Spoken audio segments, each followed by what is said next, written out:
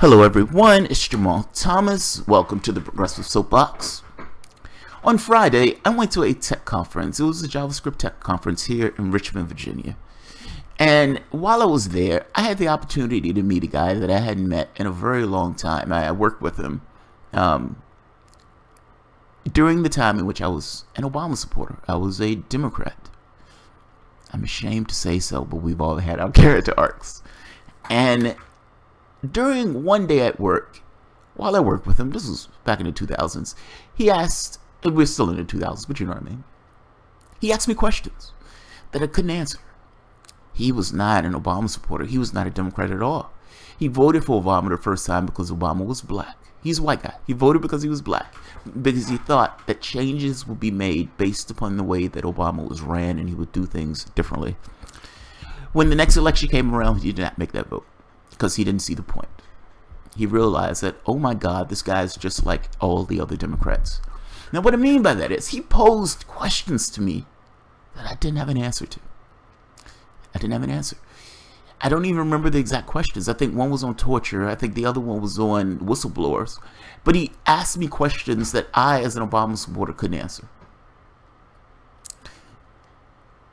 If you're looking for the reason that Democrats fail so much, I would say that it lies in the contradiction of what they say they are versus what they actually are. What they say they are doesn't necessarily comport with the actions that take place in the actual real world. That is the distinction between those things, and that is the reason, I would argue, why they failed so profoundly. You're not at a time where people just believe any and everything that you say, and yet you're bleeding people off, one after the other, the further you move over to the right. I didn't leave the Democratic Party. The Democratic Party left me.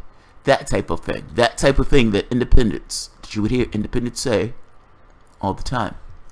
I bring this up because I want to talk about one of the gross and over-the-top failures of the Democratic Party. Do you remember this? This was back in 2008, 2009. Let's take a look. Most popular question on your own website is related to this. On change.gov, it comes from Bob Furtick of New York City, and he asks, will you appoint a special prosecutor, ideally Patrick Fitzgerald, to independently investigate the gravest crimes of the Bush administration, including torture and warrantless wiretapping? We're still evaluating how we are going to approach the whole issue of interrogations, detentions, and so forth. And obviously we're going to be looking at past practices. And I don't believe that anybody is above the law. On the other hand, I also have a belief that we need to look forward as opposed to looking backwards. And part of my job is to make sure that, for example, at the CIA, you've got extraordinarily talented people who are working very hard to keep Americans safe. I don't want them to suddenly feel like they've got to spend all their time looking over their shoulders and lawyering. So no 9/11 commission with independent subpoena power? You know, we have not made final decisions, but my instinct is for us to focus on how do we make sure that moving forward we are doing the right thing.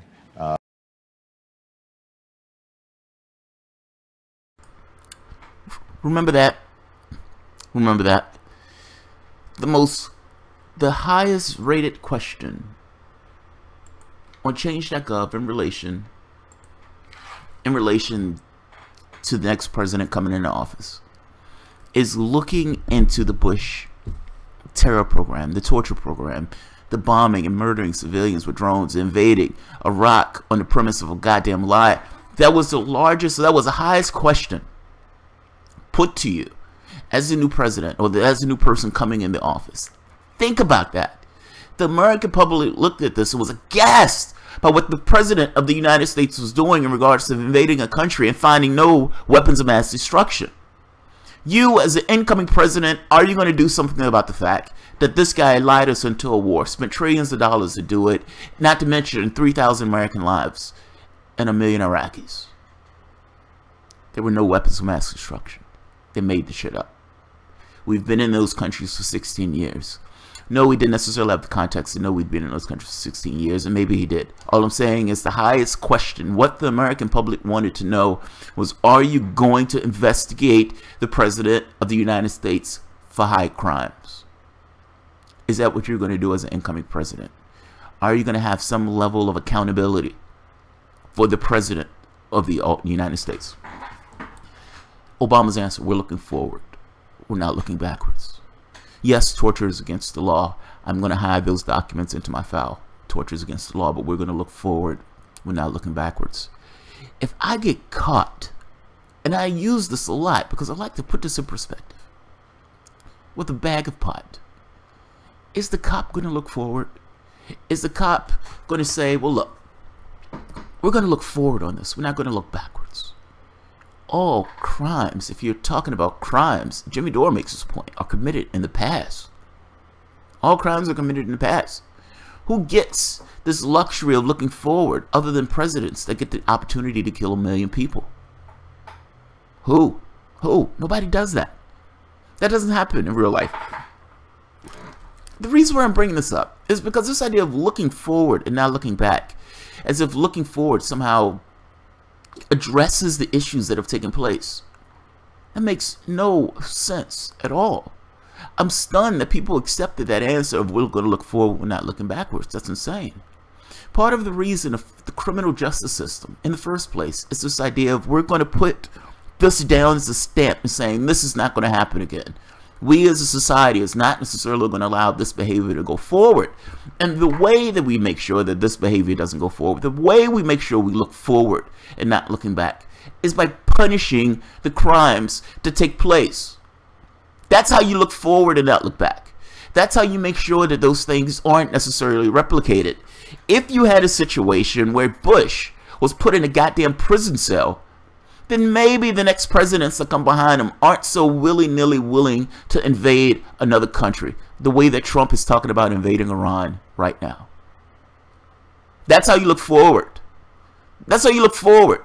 You don't look forward in this willy-nilly jovial way of, let's just say everything is kumbaya and pretend that the shit that took place didn't actually take place. Killed 1 million people. Why is that okay? Why is that okay? I don't understand why that's okay. And how does he get a pass on doing something like that? I don't like this look forward argument. That is not an argument that I buy at all. So you're going to understand when Nancy Pelosi, in this conversation right here, this conversation, making this, somebody put the question to Nancy Pelosi about the cheating. Hey, Democrats rigged the primaries. You, as a minority leader in the Senate, in the House, what do you have to say about it? What do you have to say about it? You're the minority leader in the House. What do you, Nancy Pelosi, have to say about all of this rigging stuff that went on? Somebody in your party, or group of people, your party, cheated one of the members of the primary, one of the people who were running in your contest, in your primary. What do you, Nancy Pelosi, have to say about it? Let's see.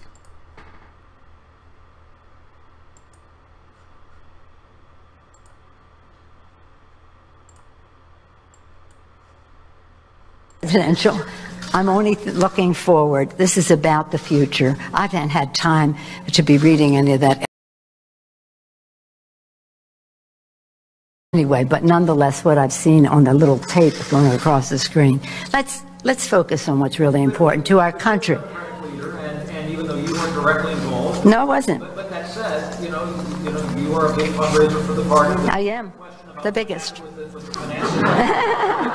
Not counting the presidential. I'm not getting, look, I have responsibility for what I have responsibility for.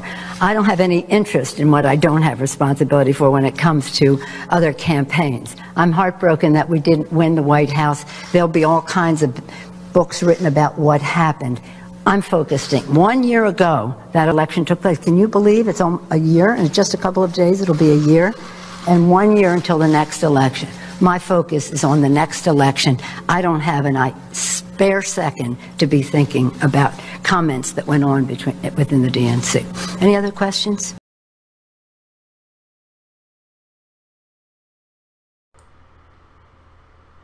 I'm looking forward. I'm looking forward. Is this the go-to of crooks? I'm looking forward. That's amazing. We have rats in this house, but I'm looking forward to the next tenant. We have rats in this house. We have a profound rat infestation, but God damn it, I'm just looking forward to the next tenant. This idea of looking forward doesn't work. I'm sorry, it doesn't. It's one thing if you acknowledge that something is wrong and something is taking place. It's one thing if you try to nail down what's wrong, you try to fix what's wrong, you try to figure this shit out. You're looking and you're investigating and saying, okay, this is what happened. This is the autopsy. I'm looking forward.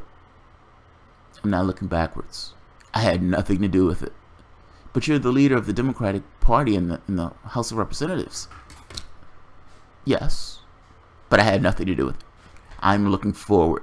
I'm heartbroken that we lost, but I'm looking forward. Looking forward thing doesn't work. Your last president said he was looking forward with the other president killing 1 million people, instituting a torture program, and drone bombing one country after the next.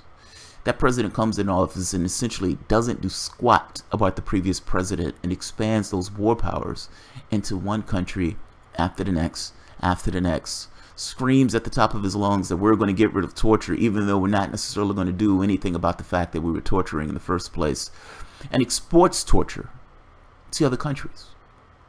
Just because the United States says we ourselves are not necessarily torturing people, which we don't necessarily know is true or not, doesn't necessarily mean that we're not essentially sending people to other countries that do torture in order to get that information back.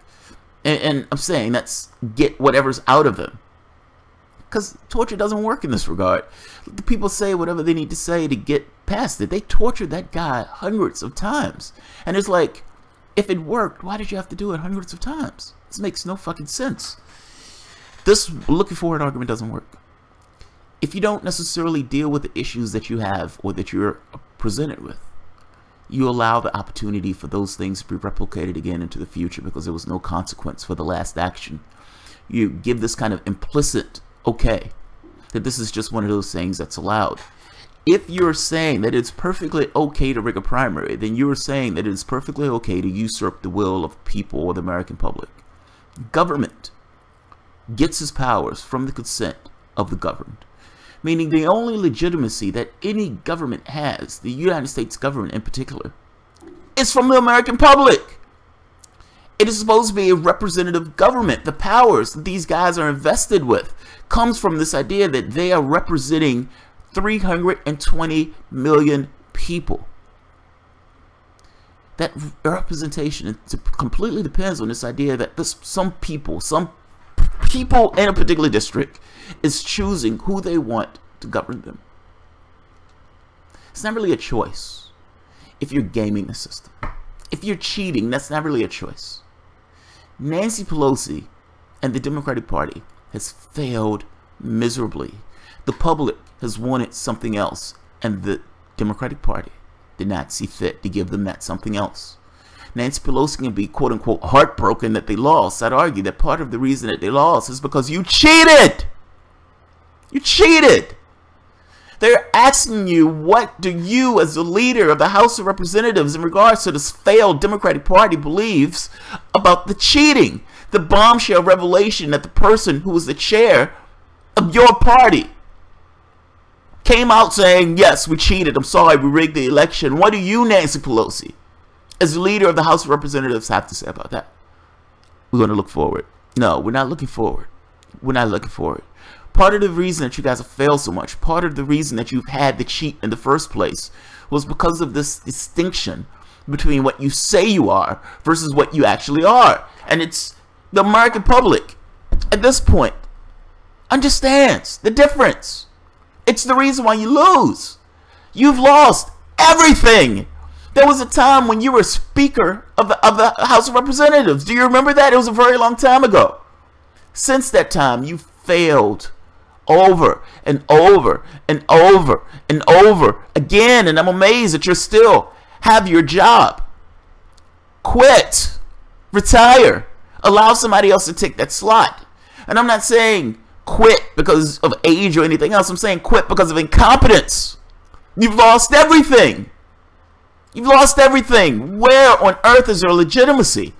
If your party has to get to the point where you literally has to cheat, you have to cheat in order to get the person who you guys want in that slot, then you've lost all legitimacy to govern. You're not getting there based on your own steam. You're getting there because you're gaming the system. The neo-libs of the group, the quote-unquote, the capitalists, those guys. Nancy Pelosi says, you're a capitalist. We're capitalists.